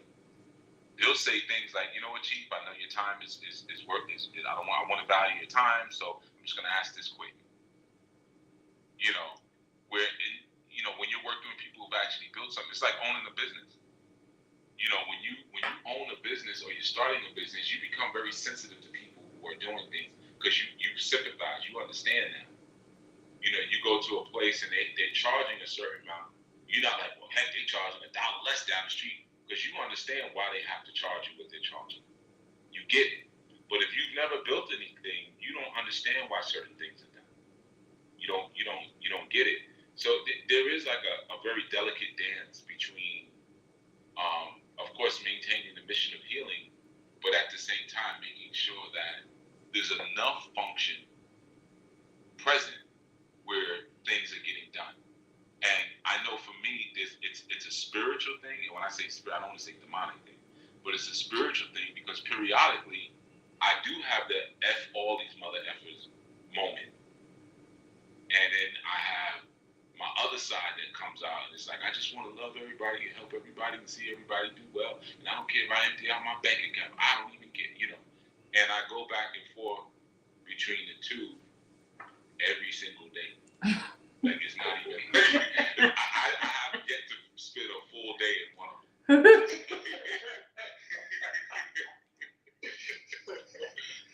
know what I mean? And it's like I wake up in one. It could be I don't know which one I wake up with. You know what I'm saying? I'll wake up like, you know, like. I feel that we have about one or two people, but hundreds. Right.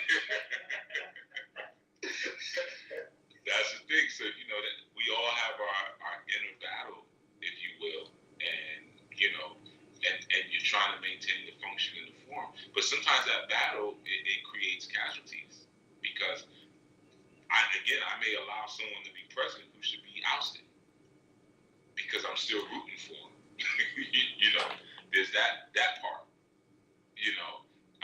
As opposed to saying, nah, F this, we're trying to get this done, we're trying to get that done. This person ain't really da. You know, so. Yeah, gotcha. That's, I get that part of being a chief. Yeah, but you know what, chiefs have elders. There's no chief by themselves. So, you know, we have certain structures here, but we also have to acknowledge, like, this ain't really how it's supposed to be. You know, because you have a council of elders, and everybody's afraid of the elders. Don't nobody want to have to stand in front of the elders because there's no talking. You know, when you stand in front of the elders, this is what happened. That's what we're gonna talk to you. However we feel like talking, and one of the elders might be your father or your uncle. When they in that house, like they not once they in there. You know, and I have witnessed that many a times. I have been on the receiving end of that. Many a times you walk out that you do that walk of shame. You know, you gotta walk, and they be like, all right, that's it. Okay, you can go now. And it's like, there's nothing you can say, and you can't even when you get outside, you whispering. And then it's like, let's walk down. Let's walk down. I have had that as a grown 30-something-year-old man. You know what I'm saying? Like having to walk further away from the palace so the elders don't hear me, you know, hurt and upset. You know what I'm saying? So that's the balance because the elders would be like, yo, what are you doing? You're like, no, you have to go. Like, you know what I'm saying? I've seen the elders put hits out on people before. before. I've sat in those meetings. When the ASAFO will call, because me being, the head of ASAFO, I get called in those meetings. Oh, this person, this, that. So I want you to go get your warriors and you bring him here. Sometimes the person, like I remember having to do that with someone who was a chief at one point. And this man was, at the time, he had to been in his late 60s. Like, and we, like what? They get deleted? No, he wasn't deleted, but we had to bring him to the palace. But it was done in a very rough way. Drop squad. He was brought to the palace, and then he was stripped naked and beaten. Oh. Drop squad. Right, it was a drop squad situation, and I had to just, now mind you, I'm over these warriors, right? But the truth is, some of them know what needs to happen better than I do. You know what I mean? Because they know, we know what to do. Oh, bye-bye. We know, just, you drive around there, we will go to his, and I remember us having to go to one of his other wives' house. We were going from house to house looking for him. He was there. Jimmy don't live here. He's hiding out in the bush. He was like, yeah. And when we brought him, it's like uncle, because I always call him uncle. We call him uncle. So I'm like, yeah, uncle, we need to go. So as he's getting manhandled, it's like, yeah, uncle, come, let's go, uncle. So it's still that respect is there, but you're gonna catch these. You catching these hands. Either you catch these hands, or you catch these machetes. So I mean, that's sometimes the missing component there, right? Because even though the chief may have a soft heart in certain ways, or may be distracted because they got other stuff going on, the elders are always available. They're always watching. They got nothing to do all day. Bring them here. So that balance is necessary when you're really functioning within a tribal setting. Oh, and that makes me think of what you said earlier about it being cultural. Certain cultures, they know what it is to run a business. So they're, all right, I understand. Right. Even with like saying I'm a grown blind man, I'm a grown ass man. It's like, right. Yeah, but in Western culture, that means you can do whatever you want, but in tribal still you always got someone to book. Right. It doesn't count the same. And the older they get, the more they listen to, because the more powerful they're considered. The older they get, and it's a very interesting thing. It's not like it's almost like how we are with our parents. I know, my elders, man, some of them in their 80s, 70s, 80s, I always was afraid of them. Even the moment they transitioned, and I mean, I've had elders where they fell and I had to pick them back up. They couldn't even get themselves back up, but I still had they might take that walk and just break it over the side of my head. You know what I'm saying? But, they might just have that moment where they call down the power of Shango. You know what I'm saying? It's I just always had that healthy kind of fear that's there. Yeah, man, and they spoke to me. I remember one time going somewhere with my grandmother. We were at the hospital, matter of fact. And they have the lines they're supposed to walk in this lane and that lane. So I took the velvet, and just at the time I'm maybe 35, right? I'm grown, I got children, and I took the I hooked the velvet rope, and my grandmother looked, she said, "Leave them people thinking alone like that. Leave it alone."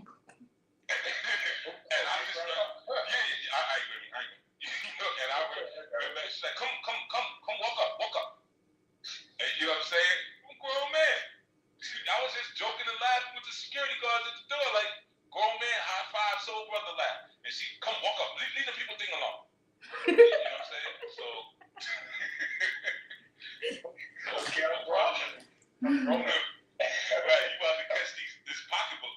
You ain't gonna catch these hands. You got to catch this pocketbook, cross your face. My mother was she's like you could tell when she's getting mad and she wants to strike you, but she would just stop herself to shake her fist. Okay, Harry fools with me. Right. You know what I'm saying? But it's a spiritual thing because it's not like our elders can hit our souls. Mm-hmm. You know what I mean? Like, so they may hit you. It ain't even the physical hit that you feel. It's the force coming from this powerful soul. Mm-hmm. You know what I mean? And you feel that deeper than anything else. And it's a connection because of years and years of love that have been imputed into you. The connection is so strong. She could snatch your spirit away from you. Mm-hmm. You know, my grandma said, I'm putting the thing back, then bending, like ducking underneath it and running up to it and doing a slow jog up to it. You know, but it's like now, you know, then we got to take the elevator up and I'm sitting there silence. You know, Just listening to the floor. right, exactly. Like, you know, I ain't gonna have to take you. Well, I gotta take you everywhere. Hey, you mumbling on your brother. You know what I mean? So that's the thing, man. That's still the beauty of tribal community because it keeps everybody in check. Even big time Chief Yuya is, you know, has so many men keep him in check. Mm-hmm. And that is like the all in together. It's not just like a one sided. It's that give and receive, which takes. I have this whole thing on like allegiance because I did dig into like allegiance because it's double sided. But maybe we'll split this into a part 2, and then we'll talk about allegiance and like loyalty and devotion at another date. Is this supposed to be like a teaser for the next one? I guess so. I don't feel teased. No? Okay. Well, we can talk about it now. Well, I mean, we ain't got to because it doesn't, you know, I think you need to hype it up a little bit more. But I'm just saying, if you're going to tease for the next one, you got to put a little stank on it. Okay. So, well. Yeah, I don't know if those Marvel credits were the. No, they weren't marked. It wasn't. Oh, man. Okay. We need to do the post-credits thing. Okay. So, catch us next. No. So, next time, what we'll do is get into allegiance because I did dig into some of the etymology of the word and where it comes from and how it's really and how it's translated into Hebrew. Like, so instead of like allegiance, it's like faithfulness or devotion or loyalty, which is neumanat. And its root word is actually amen or amun. And there's a whole lot of discussion that we can have on that when it comes to like amen, where it comes from, and the truth and faith. So, and that digs back into action, right? Because part of that, another word for that is amin, which could be like practice or training, and that goes into like how we do things. So we'll do our part 2 on our empirical allegiance. I thought it was me. Volume dropped out. Okay. Sister Yaffe, volume. I did. What was the last thing you heard? I don't know. I was barely following. Getting into the amen piece. Amen. Okay. Won't you Yeah, do it? something like that. I don't know. You weren't really selling me on it, so I just kind of zoned out. I was there thinking like, well, if there's different Elohims, did some of the Elohim have alliances with other Elohims? How did that work? Yes. Some of them That's a did. teaser. I watched that. How you know some of them did? Now you're going to start lying to get views? You don't know. Maybe. I guess you just have to find out when we come back. I guess you have to find out. Bring your popcorn and your goobers, and we'll find out next time. You got to learn to put more stank on your announcements, man. That's all I'm saying. You got to listen to Telemundo. That's where you get the. Yeah, they know how to announce some shows on Telemundo, man. You got to listen to Telemundo. Okay, so I'll give it in Spanish next time. Yeah, bien, gente. La semana que viene hablaremos de lealtad. No la de semana. You know, brother's a polyglot. You know that. You know what I'm saying? No person showed us off, G. Yeah, you know what I'm saying? A couple little languages. Well, actually, it's 20 May. I forgot how to say May. Oh God, you stuttering. Want to buy right back there. I just refunded my ticket. It's too late. We don't give refunds. Too late. Oh God. I'm taking the bottle. I'm with you on that one. All right.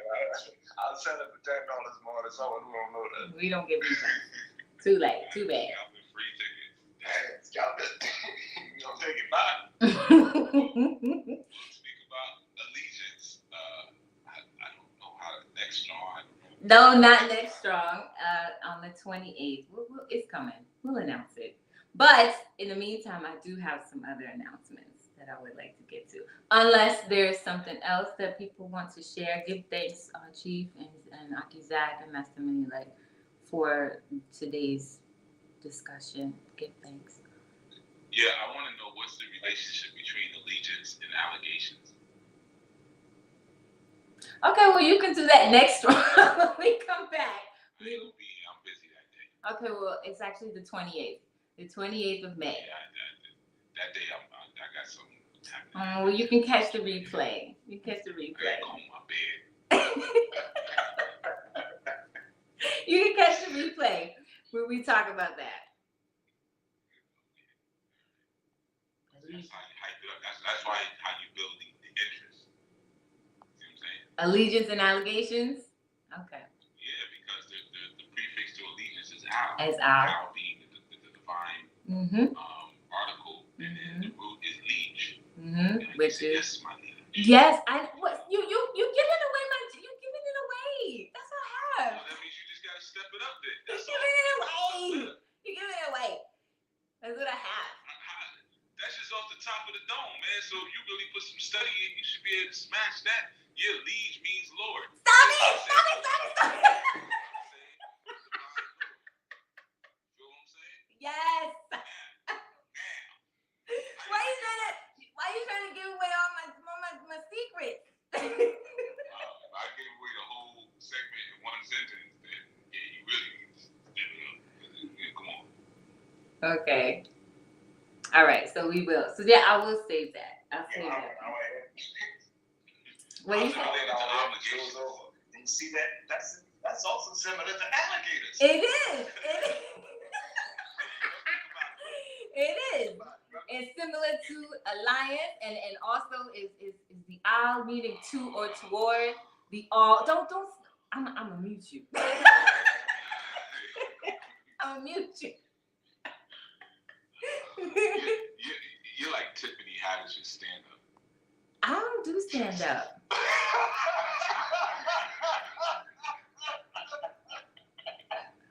Listen, I'm not the preacher. This is painful. Just don't show. Okay, well, you gotta wait. We gotta do the announcement. Yes, the announcement. So make sure you catch the Anu blog. It is live. Special edition Anu testimonies. Some Anu members have given testimonies about Ramadan. So make sure you catch it on the Anu website, anulifeglobal.org. Then you could also make sure you pause. I'm gonna mute it. I'm gonna mute it. Come on with the announcement. Make sure you the Anu blog. It's more exciting than a blog. Come on. It is exciting. And also our retreat coming up. Make sure you register for the retreat. We need your number so that we can start getting out information on the date and the location, because we are getting inquiries about that. So make sure you put that, make sure you register on the website so that we can start sending out those emails and that info. What website? anulifeglobal.org. So is this a religious retreat, like a church retreat? Should I bring an instrument? You can bring an instrument. It is not a religious or church retreat, but it is a retreat for family. So if you don't have a family, we can be your family. So make sure you can bring an instrument, because we play music, we commune together, and all that good stuff. Can I smoke weed? No, you cannot smoke weed. We don't do that. So in the Anu way, it talks about drugs, and we do not take in anything into our bodies that alters our perception. But Every herb was given as meat. Say that again? Every herb was given as meat to Adam in the Garden of Eden. They were, but we don't do that here. Okay, I thought this was a Bible retreat. I didn't say that. I didn't say that. So this isn't Bible canon? No, it is not. Okay. No, it is not. Any other questions? So I'm just listening to what you're talking about, man, about this retreat, this hedonism. So it's hedonism.com. What was the website again? You know what? It's hedonism for y'all. www.anulifeglobal.org. There you go. Some crunches, get my orgy body. Hedonism for y'all. Watch out. Sure. Watch out. I'm gonna have a big jar of coconut oil in my orgy body. You know what? If it floats your boat, go ahead. Okay. Hey, we ain't floating no boats, man.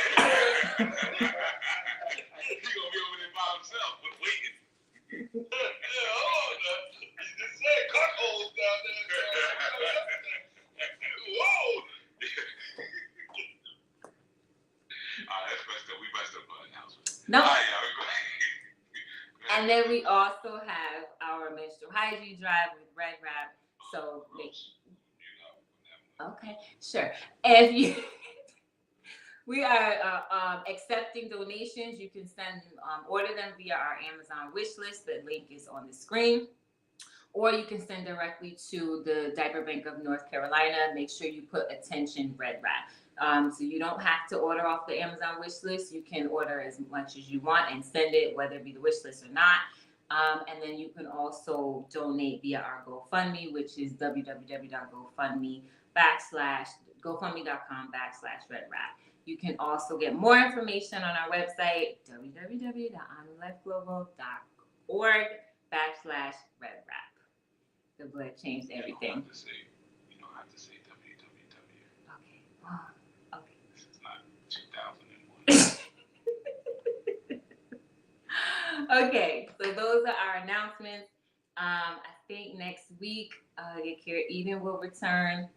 And I think she said she's doing the part 2 to Vision. So as we keep going, we'll do our part 2 to Allegiance. And also, we have not finished our plurality discussion. So we will come back with more of that as well. So make sure you stay tuned. Put your comments in the description box, and we will answer them as they come in. Peace, everyone. Give thanks. You're welcome. Thank you. It's like,